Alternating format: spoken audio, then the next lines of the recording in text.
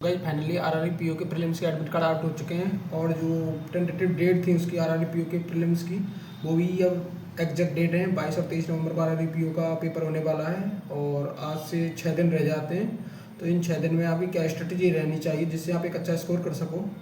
मैंने भी RRB PO prelims दिया था, मेंस भी दिया था और प्रीलिम्स में ना केवल कट ऑफ क्लियर की थी बल्कि 14 से 15 नंबर कट ऑफ से ज़्यादा स्कोर किया था। तो लास्ट स्टेज में मैं क्या करता था तो मैं आपको बताता हूँ, जिससे आप अगर उसको फॉलो करते हो तो आप भी एक अच्छा स्कोर कर सकते हो। ओके, तो चलिए शुरू करते हैं। तो अब जो लास्ट के 6 डेज हैं तो इसमें मुझे लगता है आपको मेंस की तैयारी तो बिल्कुल भी छोड़ देनी चाहिए, क्योंकि आपका प्रीलिम्स होगा तभी आपका मेंस होगा।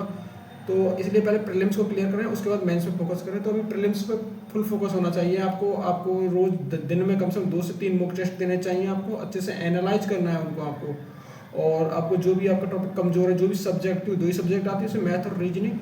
तो मैथ रीजनिंग में आपका जो भी इसमें टॉपिक कमजोर है, जो भी सेक्शन कमजोर है उसको अच्छे से करें। और अभी इतना दिन है, अभी 6 दिन है, तो 6 दिन में आपको इतना तो मिल सकता है कि अगर आपको कोई टॉपिक रह रहा है, कोई स्पेसिफिक टाइप के क्वेश्चन रह रहे हैं, कंप्लीट टॉपिक तो आप अब कवर नहीं कर सकते हो, पर अगर आप कोई एक टॉपिक होता है जैसे कि, और उसमें अगर आपका कोई एक स्पेसिफिक टाइप के क्वेश्चन में आप स्टक कर रहे हो तो आप उस टाइप के क्वेश्चन को ज़्यादा से ज़्यादा करें और एक मतलब आपको स्टक नहीं होना है। और अगर आपको लग रहा है कि आप उसको क्लियर नहीं कर पाएंगे तो आप बिल्कुल भी मूव ऑन कर जाएं वहाँ से। आपको बिल्कुल भी नहीं पढ़ना है, उस टॉपिक को बिल्कुल भी छोड़ देना है वहाँ से, क्योंकि आप मेन उद्देश्य ये होना चाहिए कि आपको कट ऑफ क्लियर करनी है प्रीलिम्स की, क्योंकि प्रीलिम्स का जो भी स्कोर आपका आता है वो मेंस में ऐड नहीं होता, मतलब फाइनल कट ऑफ में ऐड नहीं होता। फाइनल कट ऑफ में सिर्फ मेंस का जो भी स्कोर रहेगा वो आएगा, और उसमें जो भी इंटरव्यू में आप स्कोर करोगे वो दोनों ऐड होते हैं। तो प्रीलिम्स में सिर्फ आपको कट ऑफ क्लियर करनी है। तो कट ऑफ अगर आप 1-2 टॉपिक को छोड़ते भी हैं, जो कि एडवाइजेबल नहीं है, पर जब भी अगर आप, क्योंकि आपने अब तक पढ़ा नहीं है और अब आपका पेपर आ चुका है और अब आपको पढ़ना ही है,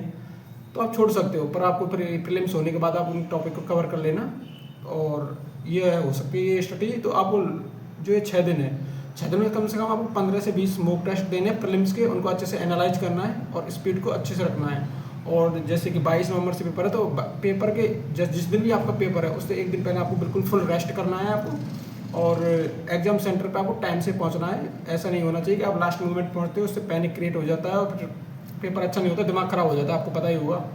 ये मेरा एक्सपीरियंस मैं आपके साथ शेयर कर रहा हूँ कि क्या मैं करता था और क्या मिस्टेक मैं करता था, या जो भी होती थी मैं उनसे सीख के मैं आपको बता रहा हूँ। अगर आप इनको फॉलो करोगे तो आप अच्छे से प्रीलिम्स क्लियर कर सकते हो और मेंस भी क्लियर करोगे। तो इसलिए जो भी मैंने आपको बताया कि आपको 10 से 15 मॉक मिनिमम तो देने ही हैं, 15 से 20 होंगे तो अच्छी बात है। और अच्छे से रेस्ट करना है, और पेपर से एक दिन पहले बिल्कुल भी नहीं पढ़ना है आपको, पढ़ाई बिल्कुल भी छोड़ के रेस्ट करना है आपको। ओके, तो ये मेरी एक एडवाइस थी जिसको अगर आप फॉलो करते हैं तो आप प्रीलिम्स अच्छे से क्लियर कर सकते हो। अगर आपका कोई भी अगर डाउट है तो आप कमेंट कॉलम में पूछ सकते हो, मैं आपको बताने की कोशिश करूँगा, जो भी उसका सॉल्यूशन होगा प्रोवाइड करूँगा। ओके, और अगर आपको वीडियो अच्छी लगी तो चैनल को सब्सक्राइब कर लेना, वीडियो को लाइक कर देना और कमेंट करके बताना आपको वीडियो कैसा लगा। Thank you for watching the video.